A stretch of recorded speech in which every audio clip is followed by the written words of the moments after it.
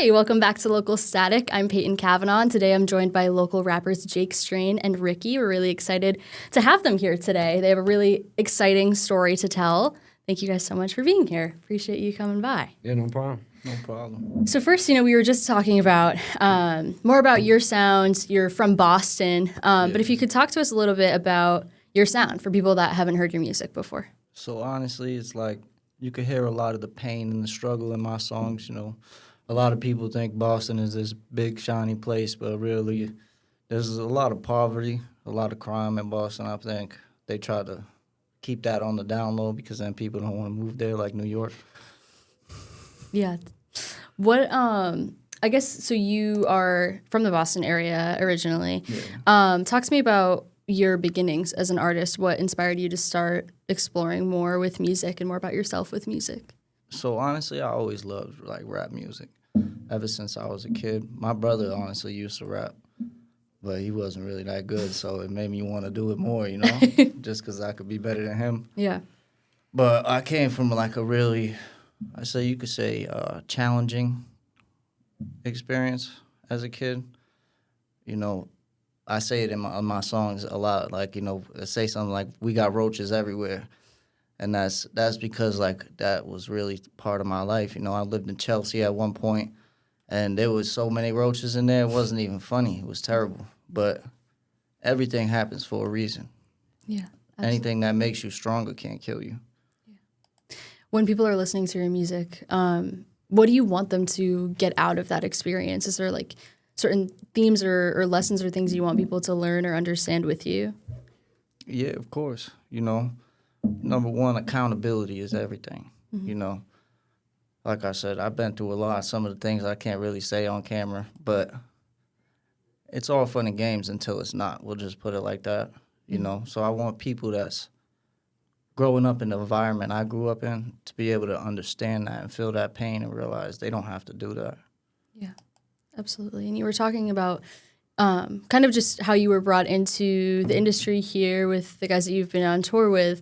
You said you kind of met and then you were on the podcast and then it was from there you were out touring. Talk to me about that experience for you and what that's been like up to where you are now. So I met them. My manager called me one day and he's like, hey, I scheduled this podcast for you. You got to go to New York tonight. And I was like, tonight? I'm not going.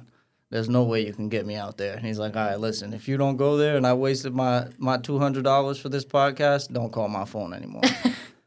So honestly, the same day, I kind of just packed myself 2 outfits and jumped right on the bus. Yeah. The Greyhound bus all the way from Boston to Albany, which was a long ride. We'll just put it like that. 3.5 hours is not a very good time to be in an uncomfortable place. Mm-hmm.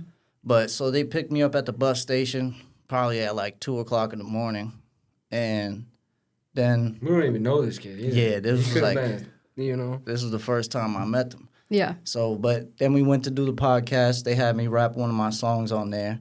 And after that, he's like, you know what? I want you on this other platform. So we did something that was called Swagger Town Records. Mm-hmm. It was one of their podcasts, I guess you should say, a video podcast, though.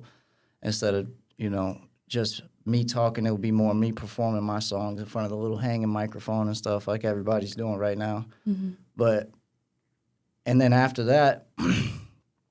we had to rent a Sprinter van because it was 4 or 5 of us.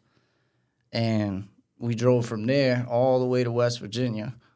Which is where we're going back to again. Yeah, we're going there right now, And I don't know if you've ever heard of Thomas, West Virginia, but we were in the middle of the mountains. There was no houses around.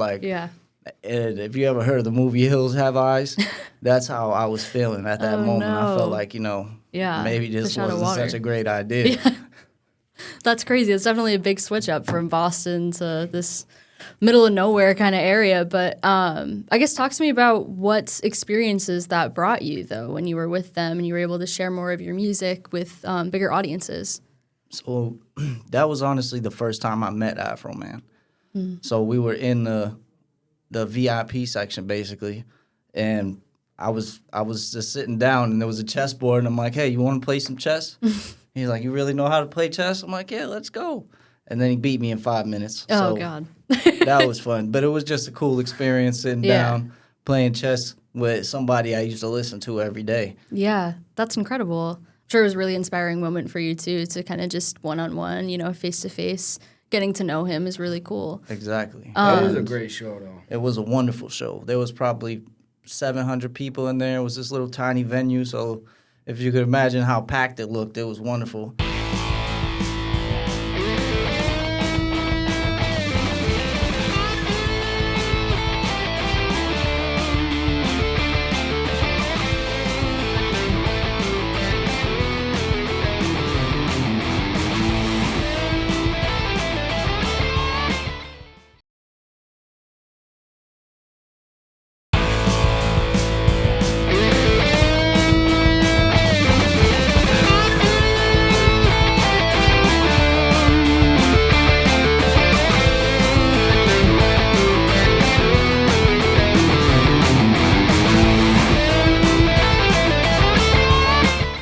Moving us more towards a conversation about Swaggertown Records too. Because of course, like this brought you a really cool opportunity, and we're here with the founder and owner of Swaggertown Records. So if you could talk to us about how important it is to you to have this label where you can platform other artists that are coming up, especially since you came I think up it's quickly. super important that we're able to find artists with talent. You know, that's the main thing. As long as they have talent and they're ready and they really want to do this, then, you know, you can see our work ethic. We're here. We're about to. I just drove 4 hours to pick him up. Your bus got canceled. Yeah, because He couldn't even get a bus. So we had to drive out there, pick him up. We had to drive all the way back, get the camera guy. So now he's here. And then now we're here. And then we got to drive another 9 hours to West Virginia. And that'll be fun. Yeah. Yeah. I mean, it seems like you're always moving too. Always moving. We never stop. Yeah. What's it like for both of you, I guess, being able to commit so much of yourself and so much of your time to your craft and your passion? It's a blessing. Yeah. It's a It's blessing definitely that I have to work at. You know, I mean, I've had multiple jobs. You know, we did meet this one kid at Walmart one time, too. We were shooting a music video inside Walmart. This is like the day that we left. So we're like, you know what? Let's go to Walmart, shoot a music video in there. So we were actually in Walmart, and I was like dumping baking soda on the floor in Walmart. no. And one of the employees came over, and he's like, hey, you guys shooting a music video? And we're like, yeah, you want to be in it? He's like, yeah. So we started dancing around in Walmart. And then we're like, listen, we're about to go on tour. If you want to come with us, you can come. But your name has to be Justin from Walmart. Because it's going to make people he laugh. quit his job right there on the spot. You're kidding. We That's have all the proof. crazy. Yeah. Shout out Justin from Walmart. Shout out That's to so Justin, man. cool. He came with us to, like, I think 5 of the states. Wow. Syracuse. He even threw his Walmart shirt in the crowd. Yeah. We made him. That's wild. We were throwing money in the crowd.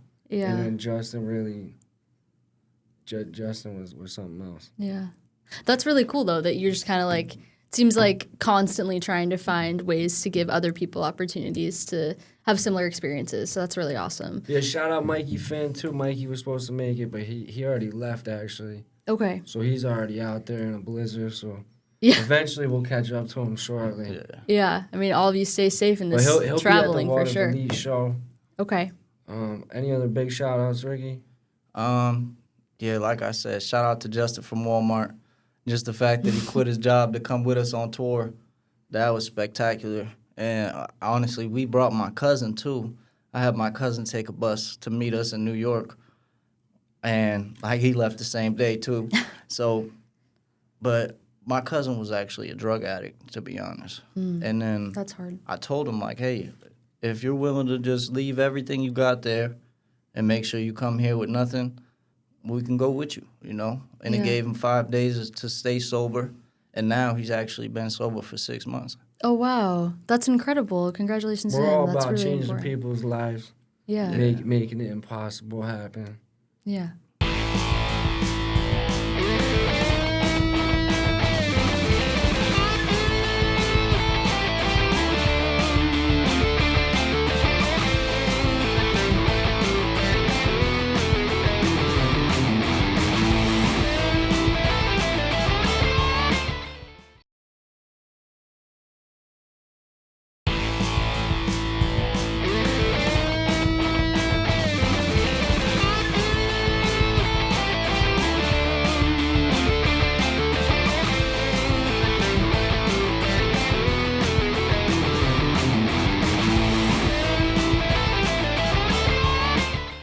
seems like too, you're constantly giving other people opportunities to grow and evolve, but you're also getting to collaborate with larger artists that are trying to do that same thing.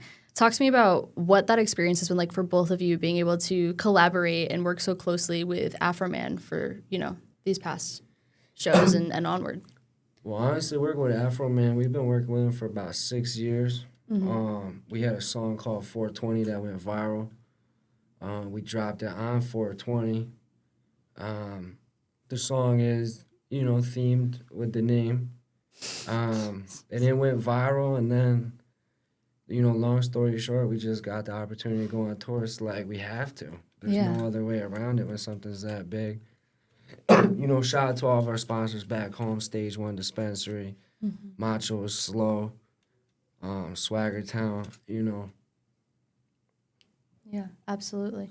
I guess also for you, what's it been like for you to be, I know you shared that story about playing chess with Afroman, but being able to collaborate and share the stage with him, what has that been like for you as well? Honestly, it's been funny. He's he's a comedian. If you ever go to one of his shows, he does like his little comedy act at the end, and he is so funny. I'm not even going to lie. He also plays the electric guitar. I never knew that. Yeah, definitely man of many talents for sure. Yeah. That's awesome. I guess going a little bit back into what first brought you both into music, kind of reflecting now from the standpoint that you're at right now, could you talk about the people that might have helped you along the way? Just people, places, what got you to where you are now? I could definitely say Jake. He definitely brought me a long way on top of it. Honestly, my manager, Fury, too. Macho. Macho was slow. We really came a long way just from, honestly, when you start at the bottom, everything goes up. That's funny how that worded, but if you have nothing, then every little thing you get is something. Yeah. So you never count yourself out. When it comes to, being both starting as local artists and now having like a bigger platform, touring with bigger artists, what would you say to other people that are coming up right now that are trying to get into music, but, they're from small towns in upstate New York or small towns in Western Massachusetts? What's something that you would tell those people? Never give up. Don't be afraid to invest in yourself. Keep trying. Find the right person to work with. Don't let anybody make you stop just because they want you to stop. Yeah. You never know. Your next song could be your best song. Yeah.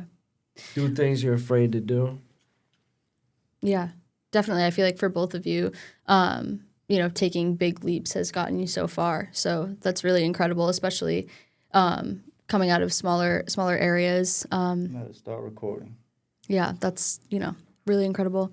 If you wanted to talk a little bit about just your inspirations, whether it be other artists. I know you talked about your inspirations for a lot of your lyrics and what got you into music, talking about some really personal experiences. You should tell her about some of the experiences and then maybe get into your pain song, maybe. I think that might be a good move. So, honestly, some of the experiences on the tour were fantastic. We got some guy to eat a cockroach. Oh, my God. We got it on camera. That's crazy. That was fantastic. Yeah. There was just so much there. We drove all the way to Kansas for that. Yeah. That was one of the best shows we We did this place called Fox Theater, and it looked like a opera theater, basically. So there's different balconies and stuff like that, which was cool. There was probably like at least 5,000 people there. Yeah. I really only got one real big regret about all of the touring so far, and I hope that this tour around we could do something a little different, but I really want one of us to stage dive. Yeah, he was peer Stage pressuring dive? me to do it last time, but I felt like, what if they don't catch me? Yeah. And then I'm going to split my head Why open. aren't you stage diving then if you have the idea? I just want to see if they'll catch them first, Oh, yeah, you're testing the theory. We honestly I see. almost made our DJ do it. Yeah. He was too scared. Yeah. Shout out to DJ Leach, man. He's our DJ. Yeah. We be on the road a lot. Yeah, it sounds like there's a lot of just like fun stage antics with your sets for sure. Talk to me about what a typical, I guess it's probably different every time, but what's it like watching you guys perform? You're going to have to come check it out. Yeah, you got to come see it to see it. Yeah. you know. But I think we bring a lot of high energy. You know, we do a lot of crowd, and you know, I don't know what the word is for it, but it's something like that. The main thing is that Ricky's got different music. I got different music. Any other artist on the label's got different music. Our artist Mikey Finn, it's got like this country rap music. So it definitely, you know, when you go to one of our shows, you might expect to hear a lot of different things. You know. Yeah, it seems like it varies a lot. I guess if you wanted to talk a little bit more about the label as well, you said the importance of, you know, amplifying artists and giving them space to share more of their music. You gotta be prepared to be able to do anything at any moment. You know what I'm saying? If you don't grasp that opportunity in the moment, it might be there for somebody else. You just never know. You know what I'm saying? So that's why Ricky made it here without the travel, the bus. Yeah, my bus got canceled 3 times. Wow. It's funny. We literally was driving in a snowstorm blizzard. There was a time when all the snow was pushing towards the car. We couldn't see anything. We had to follow a truck so a car There's didn't no flip I over. team, bro. That's why I had to come get you, man. I wasn't going to leave you hanging, bro. We needed Ricky on the tour. Yeah. Ricky gets a little bit crazy on stage, so we definitely need Ricky. Yeah, shout out to energy. Swagger Town Records, man. Shout out to Jake Strain. Yeah. He gave me a lot of different opportunities just in the last 6 months. Yeah, that's awesome. And when it comes to just like making these connections, it seems like it comes pretty naturally because you're looking for like-minded people that have the same drive and ambitions. But how do you make those connections and then foster those connections when you were, you know, a smaller artist that then came up and made the right connections and relationships? But what is it like for you in terms of like fostering those connections and seeking out those kinds of people? Honestly, it's right back to what we were talking about believing in yourself. Because let's say there's somebody right in front of you that you can talk to, but you're afraid to approach them, then you're never going to talk to them. Yeah. And imagine that person was ready to have a meaningful conversation with you. But a lot of people have, like, I guess you could say social anxiety. But if you believe in yourself, you know, you think Jay-Z walks around like, I wonder if this person's going to talk to me if I talk to them. Yeah. You know, you got to feel like you're a star even when you're not. Yeah. Manifesting is really huge. I feel like it's really important to put yourself in the mindset and the right places and the right times. And like you said, believing in yourself is huge and it gets you very far, clearly. So thank you for sharing that. If you were able to talk to us just a little bit more about other collaborations you might have had. I know we're talking about you're touring with Afroman, which is huge, but you're on the road with a lot of other artists. Could you talk about what those collaborations have been like for you? Honestly, it's been fantastic. Me and Jake, we already have a few songs together. I also I got a song. Young Fate, yeah, too. shout out to Young Fate, man. I got a song with Millie's. I don't know if you know who that is, but he's a pretty well known Boston rapper. You know, I got one with Styles P. He's another one of the we'll say the smoke gods. Yeah. But Yeah.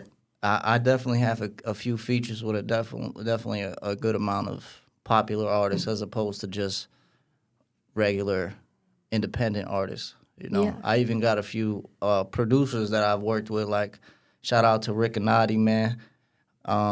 He gave me a few beats, and we made a real dope collab together. He's actually signed by Slim Shady Records. He was one of Eminem's producers.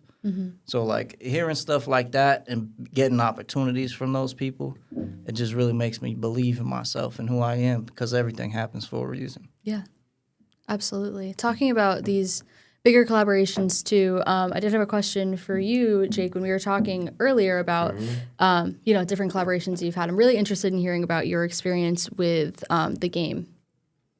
So that's been a great experience. Yeah. We've worked with him numerous times. I did a song with him in 2021 called Shooting Stars. We didn't do a video or anything, but we were able to put it out on all platforms and stuff, and it did very well. I think it did like 500,000 views on Spotify, which is pretty good. I mean, the song with Afroman has like 10 million. So, Yeah. I mean, if you compare the two, but I do have another song in the works with him that might be coming out soon that I actually sent to you. Yeah. Which is pretty cool. Yeah, I mean, personally listening to it is incredible. People are going to have to keep an eye out for that. Don't have a release date yet, but lot of the times what I try to do is like, sometimes Ricky takes the spotlight. Sometimes Mikey will take the spotlight. Sometimes we all share a little bit. But I'm always kind of just in the background. Yeah. So Ricky's got a lot of things going on. He's got a lot of albums he's working on. Yeah. Yeah, I already got 3 projects out, man. Mm-hmm. Like I said, my name's Ricky, but it's spelled a little funny. So if you just look up RCXY on Google, I'll come up at the top, and you'll see like my profile and everything like that, all my different links, Spotify, I mean, he's Apple got Music. like 70 songs out. Yeah. Wow, that's huge. So how long have you been, I guess, recording and releasing your music? For a very long time, Yeah. honestly. I remember when I was probably 16, I bought a MacBook Pro and started using GarageBand. Nice. And, obviously, I'm not an engineer. I don't know how to mix music, but it definitely sounded awful. The messages and the lyrics were good, but Yeah.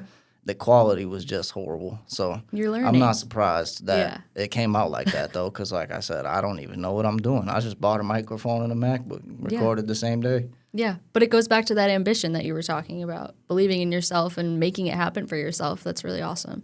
So you've been recording really since then, it sounds. What has it been like for you being able to release so much of your music and so much of yourself with people? I just think about it like this, right? Let's say you have 1,000 songs. Let's say you only release 300 of them, and then you die a day later. And then you got 700 songs that you made that nobody ever heard before. It's like you got to be spontaneous. You have a show coming up locally. If you could kind of give us a little bit of a teaser about that. Why should people come out, and what does it mean to you to be performing there specifically? So basically, we got Afro Man coming with Mikey Finn. Ricky will be there. It's really a private event, though. It's more like a private event. So you gotta be there. Only the cool people will be there. You know what I'm saying? That'll be in Waterville on 131. We got a podcast coming up at Stage 1 Dispensary Podcast. Shout out to Merck. He's been holding us down for a while. Yeah, they also gave us a bunch of free shirts. So if you come to one of the shows, we tend to throw a lot of brand new shirts into the crowd. Everybody likes free stuff. A couple more questions for you, Jake, as well. All right. I just wanted to ask you a little bit more about that collaboration with the game that we were talking about. Being able to collaborate with artists that really kind of spearheaded different sections of the rap music genre and were really big in their earlier days and still are. I mean, he's got like 13 or 14 million monthly listeners on Spotify. Yeah. So I'm assuming that when we put the song out, it will do well. Yeah. I guess more so, like, what does it mean to you to be able to learn from artists like that? And like, I think it's what keeps us. I don't want to say we're still local artists at the end of the day. I always respect the 518, and personally, I feel like I've done a lot for the 518. Not even just for myself, but for a lot of other people. It's cool, it makes it different when it's a different level. There's different levels to what people are doing in the music industry, To be honest, I don't really consider us local artists anymore. Local artists kind of stay local. I feel like we've gone a long way from home, sometimes 10 states away. Like let's say you drive from New York to some of the places we've gone to, it's going to be like 15, 16 hours straight. Mm-hmm.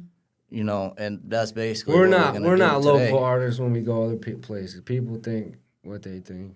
Yeah, people love us, honestly, especially West Virginia. I think. Yeah, West Virginia was probably one of our most fond crowds. We even had what was that one show? We had these people following us to the next show. Oh yeah, we at the Purple Fiddle in we met West this Virginia. kid, and he drove all the way to Syracuse. We actually met 3 different people. There was a kid named Noah, mm-hmm. and then this girl, Leanne, and her brother.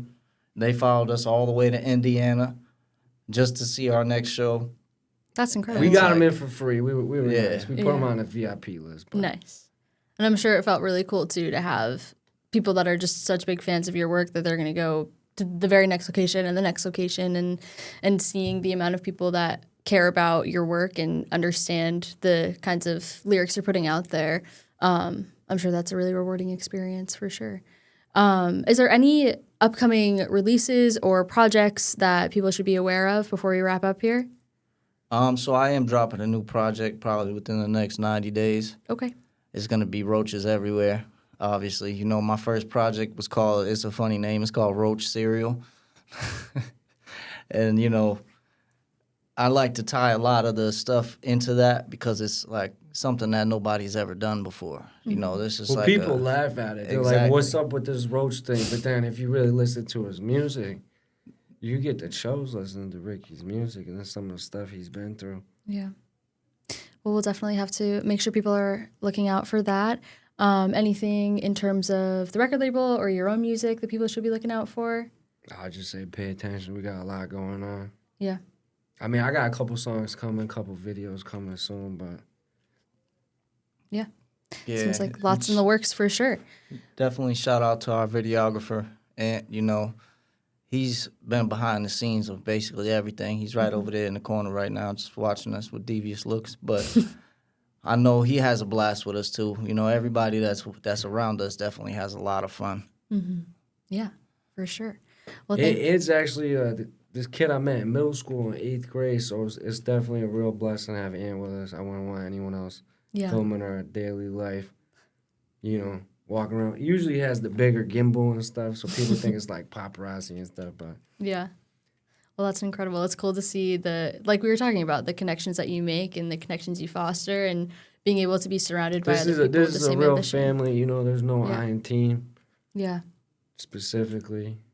There's 2 G's in Swagger Town, though. You know what I'm saying? I'm one of them. Well, thank you guys so much for coming on Local Static. I really appreciate you being here, especially taking time out of your busy travel. So thank you. And thank you so much for tuning in to Local Static. Make sure to tune in next week for more artist features.